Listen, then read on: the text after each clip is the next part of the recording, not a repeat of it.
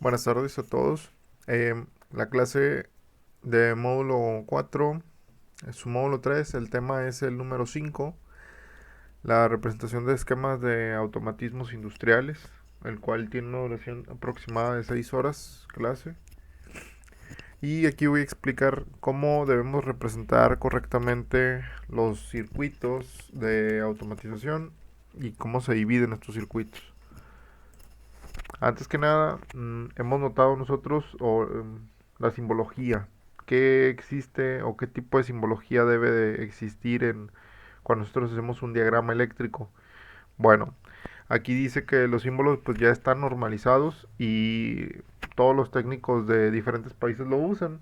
Eso nos ayuda a que podamos entender cualquier diagrama, ¿sí? Un símbolo eléctrico consta de dos partes entonces.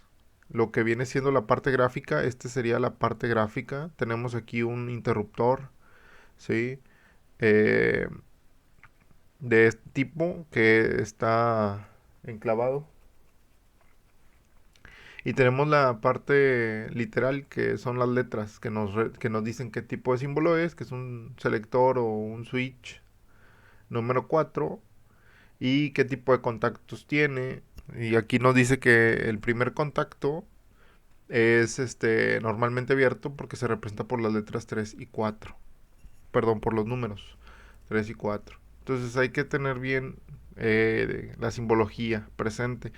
Al final de la clase les voy a pedir que hagan un diagrama y van a tener que usar pues la simbología correcta. Ya he estado manejando cómo hacer notaciones. Bien, antes que nada voy a explicar qué es un esquema de conjunto. Aquí lo explico en teoría y ahorita en la siguiente diapositiva tengo yo el ejemplo de qué es un esquema de conjunto. Nos dice que, bueno, ya hemos estudiado algunos esquemas básicos. Les puse ahí un esquema de un motor muy simple. Pero la representación, dice, en ellos tanto la representación del circuito de potencia, por ejemplo, para arrancar el motor trifásico, o sea, las líneas que conectan al motor, sería el circuito de potencia. Y el circuito de mando, que dice que es para la alimentación de la bobina de un contactor mediante diferentes tipos de sensores, se ha realizado el mismo esquema. O sea, hemos hecho el diagrama ahí mismo. Este tipo de esquemas son esquemas de conjunto, donde tengo yo la potencia y el control. Son dos cosas diferentes, pero están en el mismo esquema. Se llama esquema de conjunto. Y aquí tengo yo el ejemplo del esquema de conjunto. Nos dice aquí que para hacer este tipo de esquemas solamente se justifica si el circuito es muy simple o muy sencillo, porque ya en circuitos más complejos esto no me va a ayudar, nos va a perjudicar más porque el circuito de control suele ser algo más extenso y no va a caber aquí, se va a enmarañar todas las líneas. Entonces, este circuito de conjunto solamente se aplica para circuitos muy simples. ¿Por qué digo circuito de conjunto? Si se fijan aquí, tengo yo las tres líneas, línea uno 2 y 3. Tengo el neutro y tengo la puesta a tierra o la tierra física. Sí, que la tierra física va a la carcasa del motor, ¿se fijan? Entonces, ¿cómo le hago yo para encender un motor? Bueno, el motor hay que conectarlo a las tres líneas. eh, y de aquí, si se fijan, salen las tres líneas. Pasan aquí por un termomagnético, que este es el símbolo de una pastilla térmica de tres fases. Esta pastilla tiene entrada 1, 2, 3, 4, 5 y 6. Y también le conectan el neutro a esa pastilla. Pero el neutro no lo utilizan para el motor, sino el neutro lo utilizan para el circuito de control. Esto sería el circuito de control. Y esto sería el circuito de potencia. El circuito de potencia son las líneas directas que van hacia el motor. Pues el motor tiene más potencia que estos circuitillos, por eso se le llama así. Aquí nos dice que es el motor número uno. Este 3 significa que es trifásico. Eh, las conexiones del motor suelen llamarse U1, V1 y W1. ¿Sí? Y ya este ya lo habíamos visto, este es un contactor. Lo vimos en clases pasadas. ¿Y ¿qué tenemos en el circuito de control? Bueno, si se fijan, el circuito de control está tomando el neutro y aparte agarra una línea para tener ahí, si estos son 440, pues estás agarrando ahí 220. O si estás agarrando aquí 220, pues aquí nada más son 127 o 110. Eh, ¿Cómo se utiliza ese circuito de control? Mira, si te fijas de la línea directo, llega hacia un switch que es normalmente abierto, o que es un selector más bien. Y ese selector pasa a la bobina del contactor. Y si te fijas, aquí está la bobina y aquí está el contactor. Esto todo es un conjunto. Va a la bobina y de la bobina pues cierras el circuito a neutro. Nunca hay que cerrar el circuito al revés desde el switch. O sea, sí puede funcionar que pongas tú el switch después de la bobina y después del switch cierres, pero eso es erróneo en la práctica. Entonces, nosotros tenemos el circuito de control muy básico, ¿verdad? Así. Y ya controlamos el motor que se prende y se apague. Cuando yo selecciono este switch, cierro aquí y acciono la bobina que hace que estos contactos se cierren y por lo tanto le llegue energía a este motor. Estos que están aquí, que parece que están abiertos, sí están cerrados. Lo que pasa es que se botan cuando cuando el termomagnético se abre, pero así se representan. Entonces este es el esquema de conjunto, donde si se fijan yo estoy conectando el de potencia con el de control juntos en el mismo diagrama. Después nos dice que existen los esquemas de fuerza y de mando. La parte de potencia o el esquema de potencia representa la parte del circuito que alimenta el receptor, receptores de potencia, o sea, los motores. Y el esquema de mando me dice que representa entre las dos fases de alimentación la combinación lógica de los contactos de los sensores utilizados, etcétera, de las bobinas, los contactores, los temporizadores. Todo eso es el esquema de mando, que es el que controla el de potencia. El de potencia es un esquema muy simple y el de mando suele ser más complejo. Y aquí tengo yo dos esquemas diferentes, el de fuerza y el de mando, y ya están separados, ¿sí? Te fijas aquí yo tengo el esquema de fuerza y tengo las tres líneas, tengo el termomagnético, tengo el contactor y tengo el motor. Todos estos elementos, perdón, todos estos elementos son importantes, ¿verdad? A veces traen más elementos, por lo pronto nada más vamos a poner estos. Y de aquí del termomagnético, estás agarrando, el termomagnético sirve como protección. Estás agarrando el neutro, ¿sí? Y estás agarrando una línea y nos dice que van al circuito de mando. Ya nos ponen aquí, o sea, ya no nos está dibujando el circuito de mando, sino nos dice que vayamos al circuito de mando para ver cómo está representado. Y nos vamos, este sería el circuito de mando o el esquema de mando. Y se fijan, aquí está la línea y aquí está el neutro, que son estas dos flechas. Y de la línea yo agarro un cable y ese cable lo conecto a una parte del switch.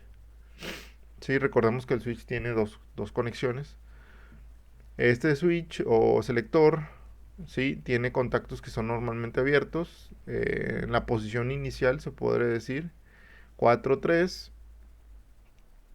Y después ese contacto va conectado a la bobina del relevador o del contactor KM1. Y si te fijas, KM1, ¿dónde está? Está acá.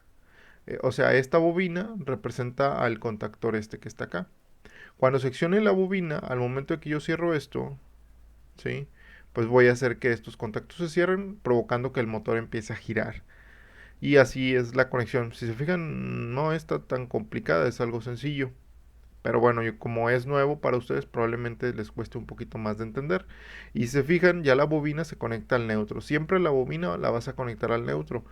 No puedes poner primero la bobina y luego el selector, porque es lo que les decía anteriormente, sería un error. Conexión y protección del circuito de mando.